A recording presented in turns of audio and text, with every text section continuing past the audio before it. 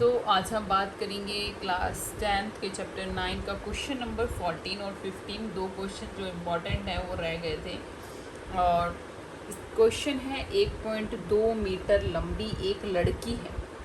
1.2 metre लंबी एक लड़की है।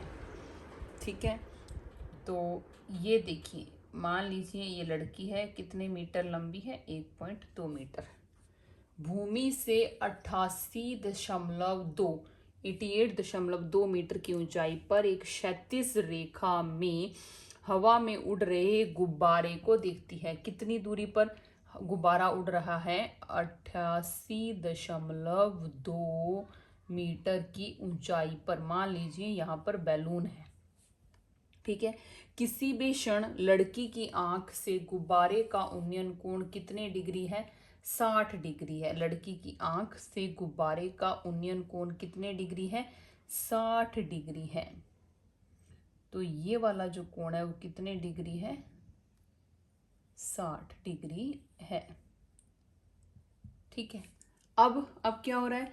कुछ समय बाद यह घटकर 30 डिग्री हो जाता है।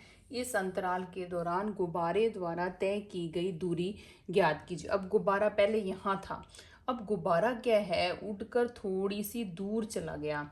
तो क्वेश्चन ये है कि गुब्बारा यहाँ से यहाँ यानी कितनी दूरी गुब्बारे ने तय की गई जब उसका उन्नयन कोण कितने डिग्री हो गया है?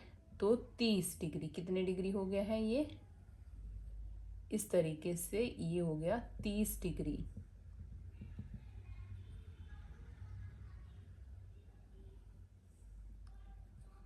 और ये क्या है? ये है वो लड़की। इस तरीके से ये क्वेश्चन डायग्राम बनेगा। अब दोबारा से मैं आपको बता रही हूँ, देखिए ये लड़की है 1.2 मीटर लंबी, ये गुब्बारा उड़ रहा है। इसके ये वाली जो डिस्टेंस है बदलेगी नहीं। क्षैतिज से इसकी जो ऊंचाई है 88.2, ये वहीं रहेगी। लेकिन यहाँ से लेकर यहाँ तक जो दूरी तय की गई वो हमें ज्ञात करनी है। ये ऊंचाई नहीं बदलेगी, ऊंचाई पर उतनी ही ऊंचाई पर उड़ रहा है। हालांकि यहाँ लिखा नहीं है, लेकिन हमने ये मान लेना है क्योंकि हमें बताया नहीं है कि ऊंचाई में भी कुछ परिवर्तन हुआ या नहीं हुआ। तो उसका जो कोण है वो कम ज़्यादा हो गया है। तो इसका मतलब ये हुआ कि ये थोड़ी सी दूर चला गया इससे, यहाँ से उसकी लोकेशन बदल गई है, स्थिति। तो पहले जब यहाँ था तो 60 डिग्री का कोण था, तो पहले मैंने बनाया 60 का।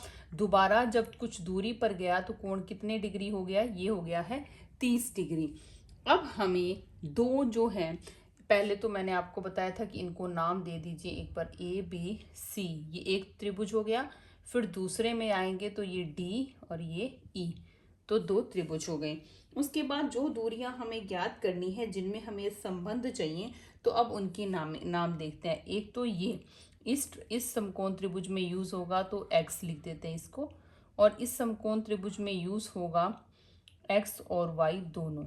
मैं अलग से दोनों डायग्राम बनाऊंगी, फिर इजीली समझ आ जाएगा। ठीक है, तो ये एक रफ डायग्राम हो गया। अब हम दोबारा से बात करते हैं कि हमसे क्या पूछा गया है ना। तो पहले मैं ये वाला डायग्राम बनाऊंगी ABC, फिर ये बनाऊंगी। तो इधर देखो सब, A B और C। ये है A, ये है B और ये है C। ये दूरी है X, ये वाली दूरी क्या है? X है। अब हमें ये दूरी 1.2 दी थी और ये टोटल दूरी 88.2 थी। जब टोटल में से इतना घटा देंगे तो हमारे पास ये दूरी आ जाएगी। तो 1.2। अब घटाना कैसे है देख लो, ये तो सिंपल होता है। 0, 7 और 8, 87। 87.0, तो 0 का कोई मतलब नहीं। ये दूरी हो गई 87 मीटर। ठीक है, ये हो गया। ये कोण कितने? 90 डिग्री। ये तो हमें पता ही है, समकोण होता है। और ये वाला कोण कितने डिग्री है? 60 डिग्री। ठीक है, दूसरा जो डायग्राम बनाएंगे वो हम यहाँ बना लेते हैं। उसमें देखो, यहाँ पर दूरी जो है उसमें परिवर्तन नहीं होगा। मैंने ये बात आपको बताई है अभी कि दूरी में कोई भी परिवर्तन नहीं होगा, दूरी उतनी ही रहेगी जितनी कि यहाँ पर है 87 मीटर। ठीक है, उसके बाद हम यहाँ क्या लिखेंगे? D।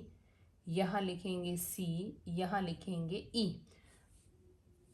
क्या लिखेंगे? C नहीं लिखेंगे, C नहीं लिखेंगे, क्या लिखेंगे? B लिखेंगे। क्या लिखेंगे? B। ये B, ये E और ये D, तो ये समकोण त्रिभुज बन रहा है।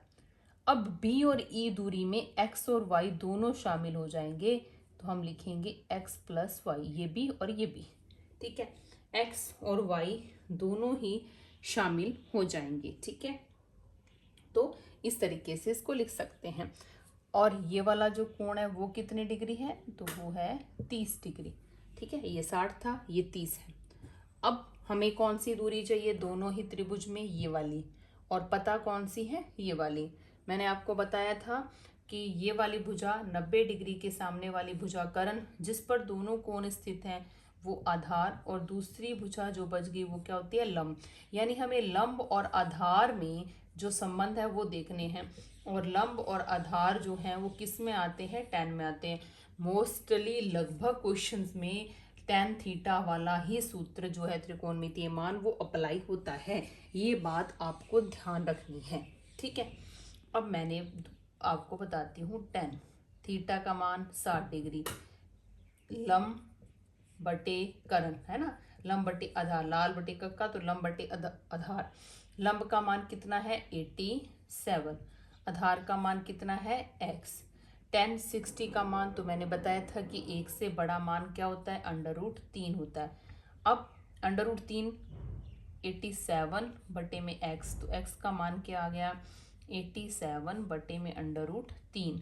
अगर हम √3 को ख़त्म करना चाहें तो हम ऐसे लिख सकते हैं, ये भी मैंने आपको बताया था पहले वाली वीडियो में। तो ये आ गया 87 √3 बटे में 3, और ये 3 इससे कटेगा तो 3 दूनी 6, 2 7 9 तिया 27 √3 मीटर। ये आ गया 29 √3 मीटर। ठीक है, इसको मैं यहाँ लिखती हूँ, 29 √3 मीटर।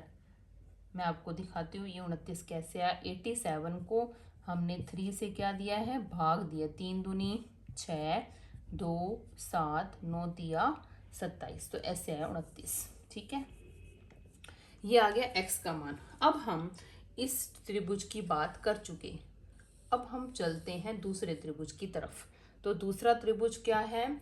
दूसरा त्रिभुज हमारे पास है, आप इस त्रिभुज का नाम भी लिख सकते हैं चाहे तो ना, ABC की हमने बात की। अब दूसरे त्रिभुज की बात करते हैं, तो दूसरा त्रिभुज क्या है? त्रिभुज BDE, BDE में। ठीक है, तो क्या आएगा? वही tan थीटा का मान 30, यहाँ पे 87, आधार क्या है इसका? x plus Y. tan 30 का मान 1 बटे √3 होता है, 87 x प्लस वाई। अब तिरछा गुना करेंगे तो x प्लस वाई बराबर 87 √3। भाई इसका इधर गुना हो गया और वो चला गया। अब x का मान क्या है? तो 29 √3। इसने इसको वैसे भी लिखा था ना, पहले क्या लिखा था हमने? पहले इसकी वैल्यू निकाली थी 87 बटे √3, तो वो इसीलिए रखी थी क्योंकि सेम सेम हो जाएगा तो उसको ईजी हो जाएगा हल करना।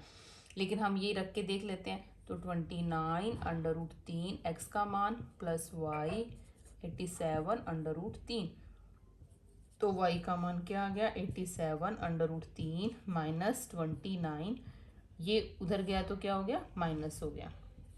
y की वैल्यू आ गई, √3 कॉमन आ गया, 87 माइनस 29। ठीक है, अब माइनस करके और उसका आंसर लिख देंगे। तो 87 में से सिंपल है 29 को माइनस करेंगे, 17 में से 9 गए तो कितने होते हैं?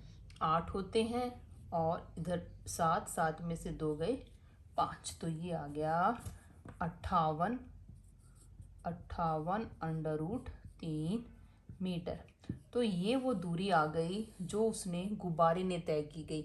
गुब्बारा पहले इधर था फिर इधर गया, तो ये दूरी हमें बतानी थी, तो ये दूरी y है। तो गुब्बारे ने 58 √3 मीटर की दूरी जो है वो तय की। इस कोण को बदला जब 60 से 30 हुआ तब इतनी जो है दूरी उसके द्वारा तय की गई। अच्छा क्वेश्चन है, पेपर में पूछा जा सकता है पेपर में, बोर्ड के पेपर में हमेशा ऐसे क्वेश्चन पूछे जाते हैं जिनकी लैंग्वेज जो है, ये लैंग्वेज है वो थोड़ी कम हो, मतलब 2 या 3 लाइन में हो, वो पूछे जाते हैं। रेयर है कि ऐसा क्वेश्चन पूछा जाएगा, लेकिन हाँ पूछा जा सकता है, ऐसी बात नहीं है कि नहीं पूछा जाए। और ऐसा एक क्वेश्चन हमने वो भी किया था, लड़का और लड़की की आंख वाला, है ना, वो भी किया था एक क्वेश्चन। तो इस तरीके का क्वेश्चन पूछा जा सकता है। Thank you.